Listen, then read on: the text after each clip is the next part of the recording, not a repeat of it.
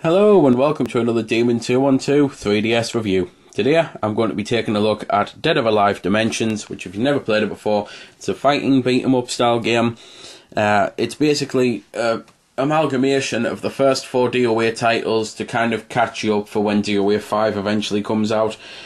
It plays very, very similar to DOA 4, which is good for me because I'll be honest, until DOA 4 I didn't like the genre. Now, well, not the genre, I didn't like the series. Now, I absolutely love it. So, things to mention. At the start, you've got a hell of a lot to do. You've got the Chronicle Story mode, where there's 5 chapters, which are pretty lengthy, and they, as I say, fill you up on the story of basically the likes of Hayabusa and Ayane. It's not an expansive story mode for every single character. They've just focused on the main storyline of Dortek. You've then got an arcade mode where you get 6 different arcade courses, and they range from easy to difficult, and you just beat them as many times as you want. You'll get trophies as well, and you can obviously beat them with any characters. It's not like Chronicle where you're forced to play as Ryu for a couple of fights, then forced to play as Ayane. You've got survival mode where I believe it goes up to 100 fights in a row, which finding the time to do just the 50 is incredibly difficult for us, so I've not even got up to the 100.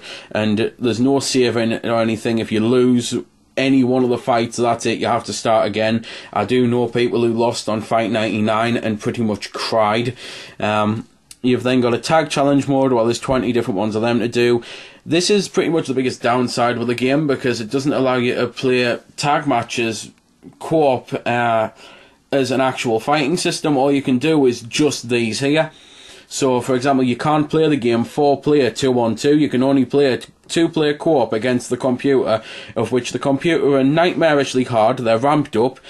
It gets to the point where one hit can almost kill you from a computer, whereas it takes more than 200 almost to kill them. Your energy does recharge when you're tagged out. However, if you're playing with a computer, then it's evil, because it doesn't let you just control the other character. You have to have a computer, and they're crap. They're absolutely useless, so beating them is rather difficult.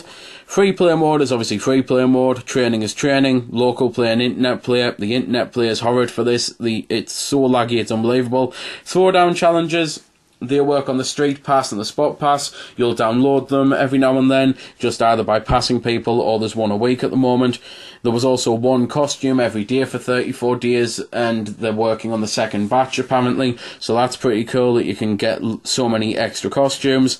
Showcase mode and 3D photo album. They're basically your figurines that you can collect, of which there's 1,000 overall, and as I do this review I've got 416 left to collect. You can spend your coins that you get from just walking around, obviously your actual Nintendo Play coins from, as I say, walking around, or you can get them simply by winning fights and that.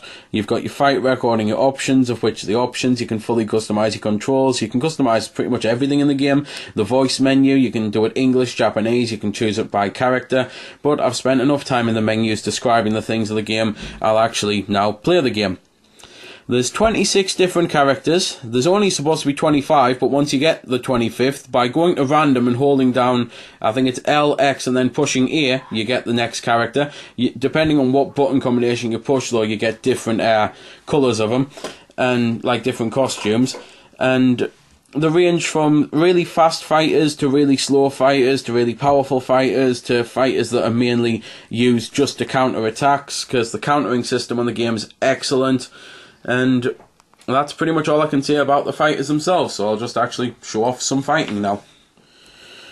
So, the first thing you'll notice is the bottom screen is lighting up as I'm attacking. That's basically, I can actually touch one if I want to, and it will do the attack for me. It's good to learn how to do moves, because obviously you don't really know if you're doing them right unless you push that.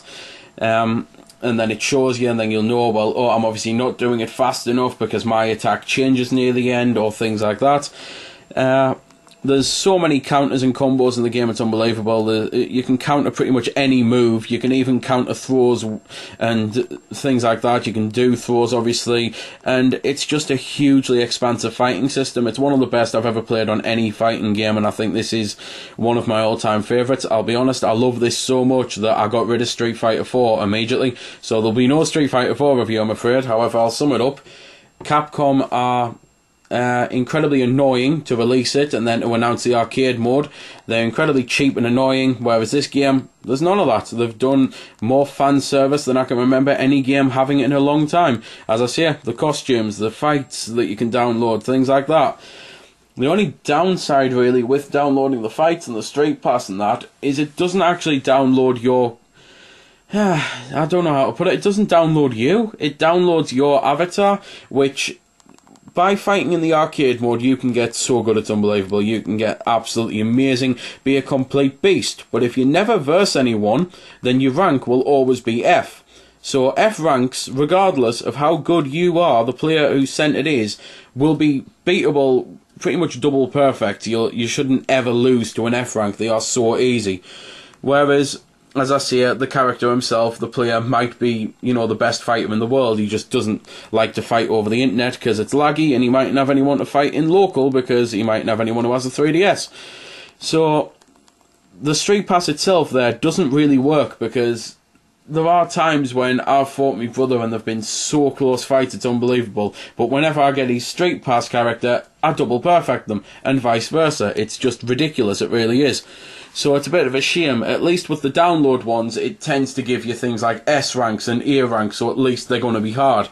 And oh boy, can they be hard. I think it was actually a bit evil starting the very first one with an S rank, so I jumped straight in and got destroyed. I couldn't believe how bad I'd done.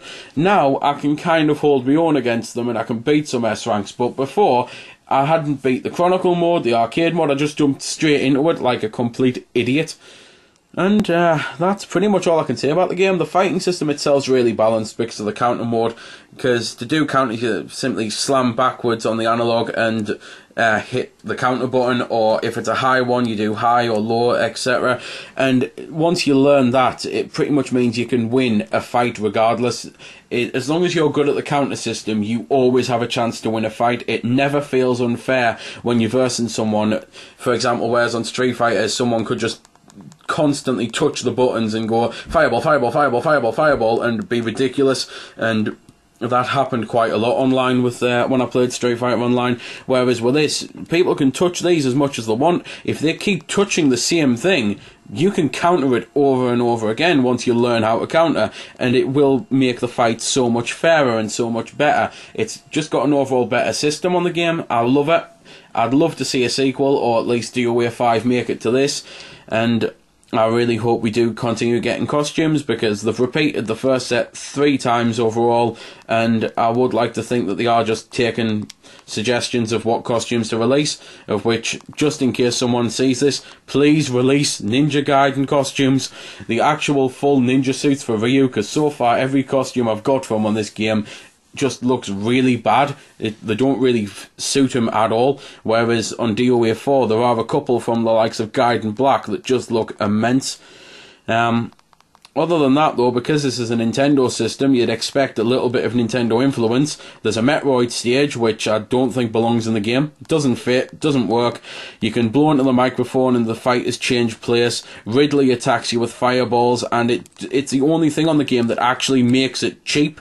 Because, as I say, you've got the counter system and that, but when it's random fireballs hitting you, it does feel a bit cheap. So I absolutely hate fighting on it, and that's pretty much now everything I can say about the game, other than graphically, looks fantastic, sound-wise, sounds fantastic. So there we go then. That's been the review. I hope you found it helpful. I don't score the games because that's based purely on opinion, so instead I'll leave you to make your own mind up. So thanks for watching, and if you've got any questions about the game that I didn't answer in the vid, or that hasn't been answered in the comments, then feel free to ask and I'll help if I can. Also, if you did find it helpful, don't forget to check out my channel, because there's plenty more like this up there, and don't forget to subscribe because there'll be plenty more to come as well. So until next time, this has been Demon212, signing off.